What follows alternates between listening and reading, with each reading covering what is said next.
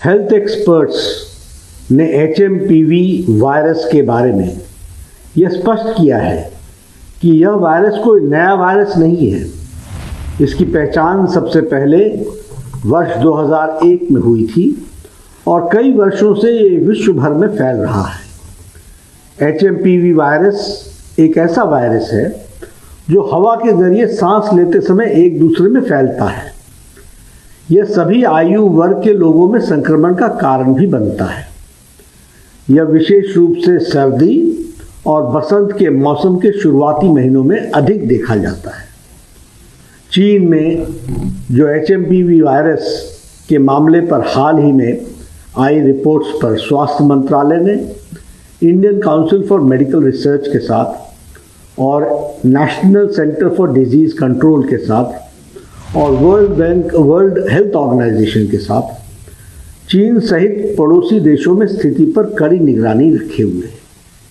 WHO ने भी स्थिति का संज्ञान लिया है और जल्द ही वो भी अपनी रिपोर्ट साझा करेंगे हमसे।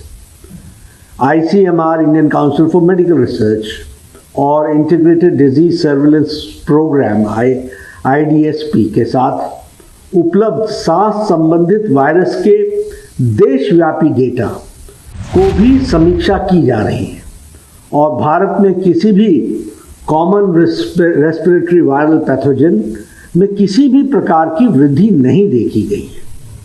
DGHS की अध्यक्षता में जॉइंट मॉनिटरिंग ग्रुप की बैठक 4 जनवरी को आयोजित की गई थी और स्थिति का जायजा लिया गया है। देश के हेल्थ सिस्टम्स और सर्विलेंस नेटवर्क्स किसी भी उभरते हुए हेल्थ चैलेंज के प्रति क्विक रिस्पांस देने के लिए सक्षम है और तैयार है। हम स्थिति का क्लोज मॉनिटरिंग कर रहे हैं। हम स्थिति का बहुत नज़दीकी से जायजा ले रहे हैं और हम ये कह सकते हैं कि हमें चिंता का कोई कारण नहीं होना चाहिए। स्वास्थ्य विभाग इन सारी बातों पर नजर रखे हुए हैं। वो किस प्रकार से देश में हो रहे हैं और कितने मामले इसके अब तक सामने आए हैं? HMPV वायरस एक रेस्पिरेटरी इलनेस वायरस है बेसिकली, और ये न्यूमोवायरिडी फैमिली से ताल्लुक रखता है। और इसका यही है कि रेस्पिरेटरी इन्वॉल्वमेंट होता है तो इनका upper respiratory lower respiratory system का इन्वॉल्वमेंट होता है। Symptoms basically influenza like he होते हैं इसके, जैसे रनिंग नोज हो गया, ठीक है, नोज ब्लॉकेज हो गया, हेडेक हो गया, फीवर हो सकता है।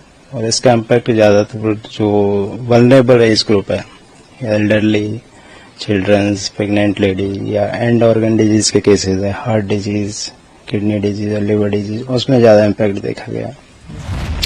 चिल्ड्रंस में इसका इम्पैक्ट ज्यादा है। चिल्ड्रंस में इम्यूनिटी इतने डेवलप नहीं होती है, तो जितने भी तीनों केसेज आए हैं हमारे इंडिया में वो सारे अभी less than 1 year age group के हैं, तो इसका इम्पैक्ट ज्यादा वो नहीं है। ब्रोंकोनिमोनिया के केसेस थे, दोनों की अच्छी रिकवरी हो गई, दोनों को डिस्चार्ज कर दिया गया।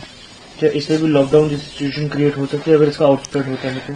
अभी जो इम्पैक्ट देखा है चाइना में भी देखा गया है, तो ऐसा कुछ नहीं है। ये बहुत माइल्ड इलनेस है जो कॉमन कोल्ड की तरह ही होता है, तो लोगों को ज्यादा डरने की जरूरत नहीं है। बेसिकली छोटे बच्चों के अलावा और कौन कौन वल्नरेबल है इस बीमारी से? वल्नरेबल यही है कि मैंने आपको हाई रिस्क की एज ग्रुप बताए थे, जैसे कि एल्डरलीज हो सकते हैं, 60-65 एज ग्रुप के हो सकते हैं, प्रेग्नेंट लेडीज हो सकती हैं, या जिनको कोई एंड ऑर्गन डिजीज है, अस्थमा, COPD या हार्ट फेलियर के केसेज हैं, किडनी डिजीज के केसेज हैं, उसमें इनका ज्यादा इम्पैक्ट। प्रिकॉशंस क्या लिए चाहिए? प्रिकॉशंस यही है, रेस्पिरेटरी एटिकेट्स होने चाहिए, ओवर क्राउडेड प्लेस पे जाने से बचें, फ्रिक्वेंट अपने हैंड वॉश करते रहें साबुन पानी से, और अच्छी डाइट लें,